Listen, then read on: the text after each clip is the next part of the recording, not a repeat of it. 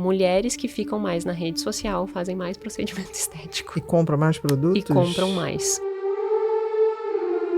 Como as redes sociais afetam o comportamento consumista? Bem interessante. Ela falou um pouquinho. Sabe que tem muitos estudos que fazem um comparativo, assim, entre pessoas que usam menos redes sociais e pessoas que usam mais redes sociais. A pessoa que usa mais tempo, ela compra mais. Uhum. Principalmente mulheres, e quando nós estamos avaliando questões, por exemplo, relacionadas à estética e beleza. Mulheres que ficam mais na rede social fazem mais procedimento estético. E compram mais produtos? E compram mais. Compram mais. Uhum. Ou seja, elas, pelos gatilhos que existem, elas vão ter, não necessariamente o transtorno, como a gente já diferenciou. Mas vão comprar impulsivamente. Consumismo, não a Isso. compulsão de compras. Exato. Uhum. Vai amplificar esse consumismo impulsivo por causa do gatilho. E aí tem duas coisas que acontecem ali na rede social. A primeira é a comparação que a gente já falou, né? Essa coisa de eu quero isso, quero aquilo. Então, essa comparação vai fazer com que a minha necessidade de se sentir pertencente àquilo vai gerar aquela necessidade, entre aspas, de eu preciso ter, e aí eu vou comprar.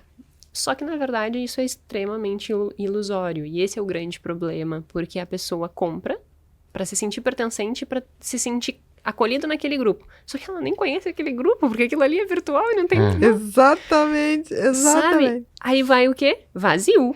Porque eu comprei e a solução que eu esperava que tivesse, não teve. Sim. Aí eu começo a entrar de novo. Então, rede social tem que cuidar muito. E tem outra coisa, né? Essa coisa do silêncio. Uhum. Você não sai... Um dia eu estava conversando com uma paciente, e ela falou, não, eu não sou consumista, eu não vou nem a shopping, nem gosto de shopping. Faço tudo meu online. Minhas compras... Agora, depois, então, da pandemia, o meu mercado, tudo eu faço online. E aí, por um acaso, o marido acompanhou ela um dia. Ele falou, a gente está passando por uma crise financeira.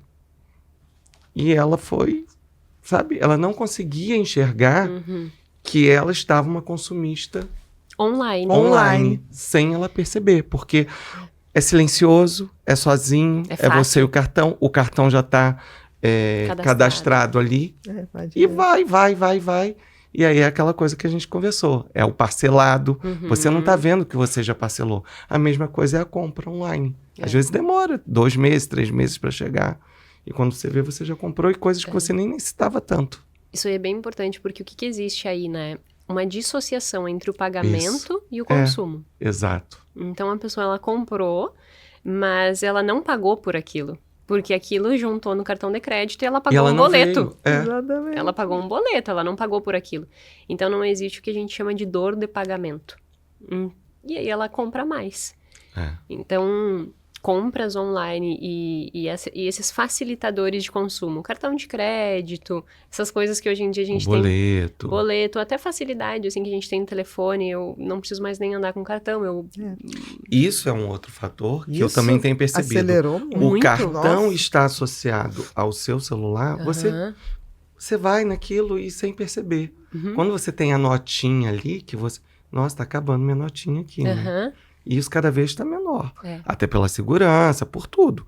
Mas eu acho que essa coisa de você ter o aplicativo ali e você ir fazendo assim, parece que você não tá... O dinheiro não tá saindo de você. Você não vê, né? E realmente aumenta gasto. Aumenta gasto. Então, mais uma coisa que a gente tem que perceber pra gente conseguir se proteger, né?